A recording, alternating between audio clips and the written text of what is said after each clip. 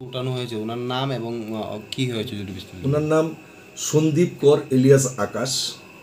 তার এগেনস্টে এলিগেশন হচ্ছে সে ওয়ান অফ দ্য শুটার্স, এবং তাকে আজকে প্রোডাকশন করা হয়েছে with a prayer for 10 days police remand court.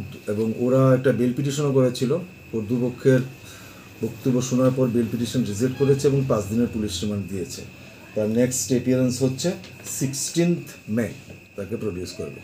আচ্ছা, পুলিশ কোন ইয়েতে তাকে মানে মেন শুটার বলেছে বা কি বিশেষ কিছু কি পেয়েছে বন্দুকটুন্ডু? আফটার দ্য ইনসিডেন্ট একটা সিসিটিভির ফুটেজ ছিল, সেই সিসিটিভির ফুটেজ থেকে দেখা যাচ্ছে ও পালাচ্ছে, এবং সুস্মিতাকে যখন অ্যারেস্ট করা হয়ে ইন্টারোগেশন করা হয়, সুস্মিতা তাকে আইডেন্টিফাই করেছে, এবং ওর বাড়ি থেকে একটা সিসিটিভির ফুটেজ দেখা হয়েছে। সেই ফুটেজে দেখা গেছে মানে ইনসিডেন্টটা হয়েছে 8:04, আর সে 8:35 মানে 40 বা 41 এই সময় সে বাড়ি থেকে তার বউ এবং বাচ্চাকে নিয়ে একটা গাড়ি দিয়ে পালিয়ে গেছে।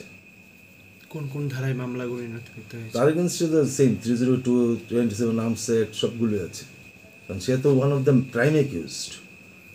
আর কি কি কাউকে মানে জিজ্ঞাসা ইনসিডেন্টে ব্যবহৃত ওয়েপন সম্পর্কে কোনো ইনসিডেন্টে যে ওয়েপন ইউজ করা হয়েছে এটার কোনো এগুলো এখনো বের হয়নি। ইন্টারোগেশন আজকে এখন পুলিশ রিমান্ডে যাওয়ার পর ইন্টারোগেশনের পরে যদি সে বলে কোথায় রেখেছে তখন আমরা বের করবো।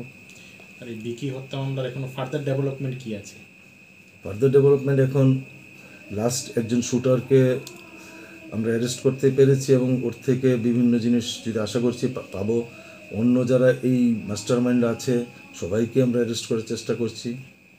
মানে আর কতজন আছে বলে মনে আপনারা ইয়ে করছেন? মেন একিউজ তো এখনও অ্যারেস্ট হয়নি, ওর সঙ্গে ওর ভাইটাই আরও আছে, অনেকজন আছে আরও। গতকাল একটা বিষয় আপনি বলেছিলেন যে সুস্মিতা এবং প্রদ্যুৎবাবু পুলিশকে সহায়তা করছেন, এই বিষয়টা নিয়ে ফার্দার পুলিশের তরফ থেকে কি ব্যবস্থাপনা গ্রহণ করা হচ্ছে? না, এখনও তো ইন্টারোগেশন চলছে। ফার্দার পুলিশ রিমান্ডে নিয়েছে গতকালকে, 4 দিনের জন্য দেওয়া হয়েছে। শুধু 4 দিন পরে বোঝা যাবে তারা কি কতটুকু করলো।